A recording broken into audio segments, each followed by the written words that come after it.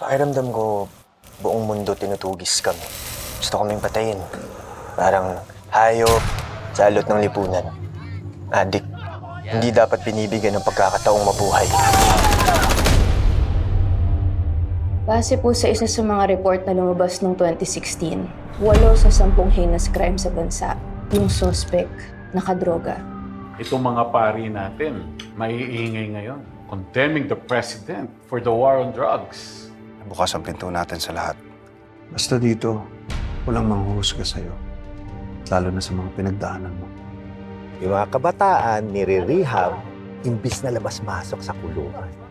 Maraming walang kasalanan at napagbibintangan lang. Bigla na lang namamatay. Huwag naman nila sanang dalhin dito yung toka. Ano matatahimik sa tatay kung walang hostisya yung pagkapalit niya?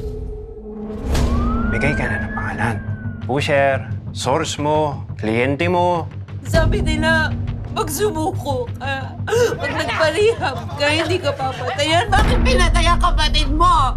Kasi may kumikita. May presyo ang bawat ulo, mga adik na itutumba. Dito lang kami para linisin yun. Di ba yun naman yung gusto nating lahat? Yung tahimik tsaka ligtas na buhay?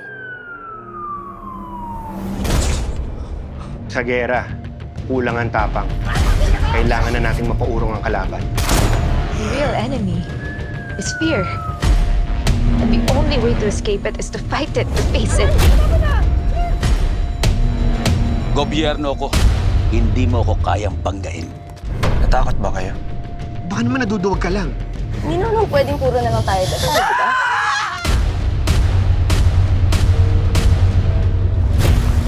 Yung mga umaabuso sa batas, yung mga naghahari-harian, kung papayagan natin sila, anong klaseng lipunan yun, di ba?